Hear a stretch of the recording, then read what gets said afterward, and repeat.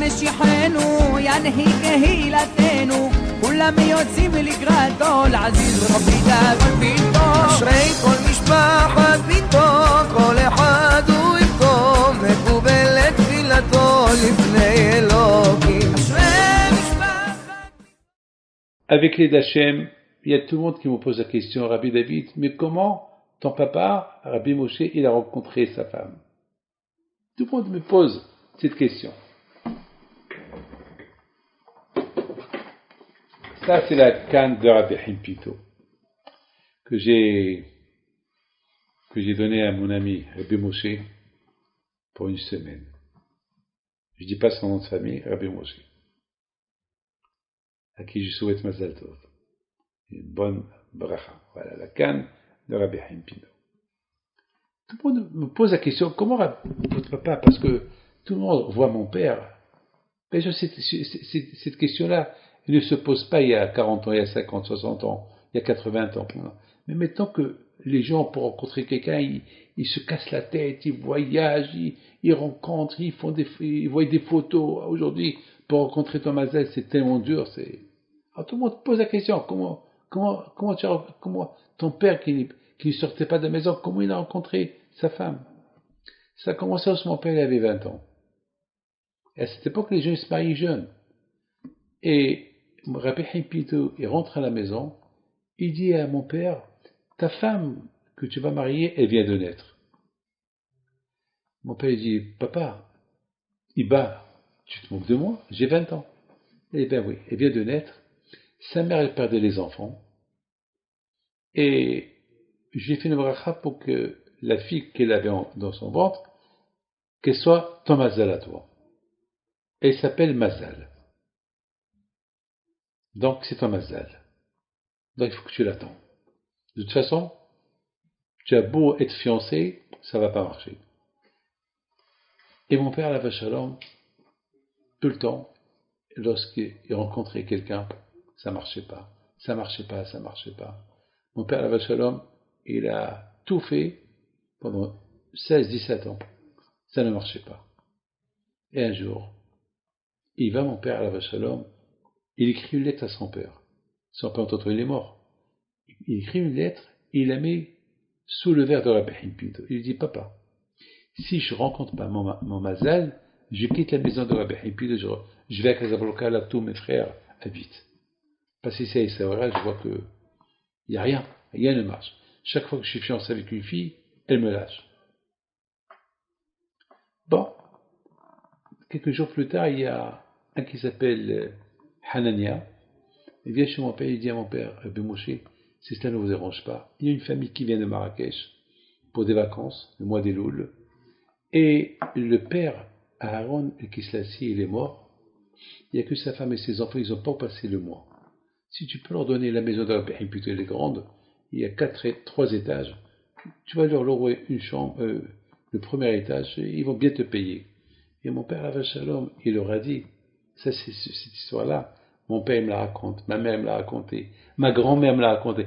Tout le temps, je leur pose, comme, avec l'année dernière, je lui ai encore demandé à ma mère qui me la raconte. Et me l'a encore, j'adore entendre cette histoire-là. Elle me donne des forces. Et je crois que cette histoire-là, il y a quelqu'un qui l'a enregistrée lorsque ma mère, la façon dont ma mère, elle l'a raconté. Ben, finalement,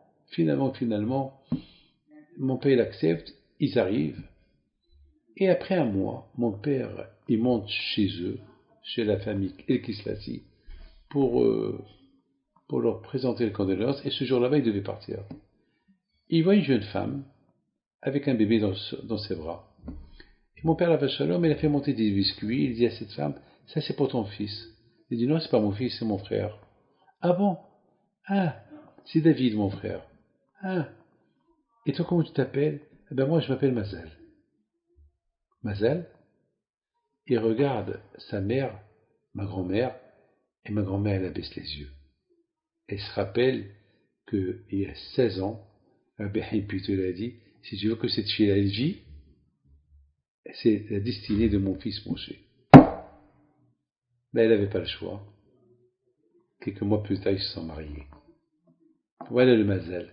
Parfois, on se casse la tête pour trouver le mazal est déjà prêt. Est déjà prêt. Il faut prier à Kadosh Baruch Hu. C'est tout. Il faut prier à Kadosh Baruch Hu. Le mazal, il est prêt. On a vu que beaucoup de fois, on se casse la tête pour trouver un mazal et on ne le trouve pas. On ne le trouve pas parce qu'on ne prie pas assez. Tu pries, tu trouves. Tu ne pries pas, tu ne trouves pas. Ou bien tu vas trouver, mais il n'y a aucune garantie que ça peut être un mazal. Mais il faut que je vous dise une chose, que avant que mon père il a marié ma mère, et que ma mère il est partie et est retournée à Marrakech, il y avait des gens qui sont venus chez ma grand-mère. Ils disent, mais tu es folle, tu vas donner ta fille à un pauvre. Il est pauvre, il est enfermé dans la maison. Qu'est-ce que tu vas donner ta fille alors que vous êtes une famille riche? Il a dit, mais je peux pas. J'ai promis à Rabbi Himpid lorsque j'étais enceinte d'elle. Ils ont dit, c'est pas grave, on va aller chez des rabbins qui vont te faire Hatara, annuler la promesse. Et celui qui a dit ça à ma grand-mère, parce qu'il voulait son fils pour ma mère. Et le même jour, il vient avec son fils pour demander la main de ma mère. En venant chez ma mère, il a glissé, il s'est cassé les pieds. Ma grand-mère elle a vu ça, elle a dit, allez, va. Il y a une fois une femme qui vient chez moi et me dit, tu sais, j'aurais pu être ta mère, parce que ton père m'a demandé au mariage. Alors je l'ai vu, j'ai dit, bon, que tu n'es pas ma mère. Parce que si tu étais ma mère, je ne serais pas aujourd'hui ce que je suis. Elle a commencé à rigoler, elle a dit, c'est vrai, on n'est pas trop religieux. Ton papa était trop religieux, nous on n'était pas. Et c'est bien. Et tu as marié qui? Elle dit, je suis marié, j'ai divorcé, et mes enfants m'ont abandonné. Et voilà, mon père il a bien fait. Allez, Baruch Hashem, voilà le mazal. Le bon Dieu vous donne à vous tous un bon mazal qui n'est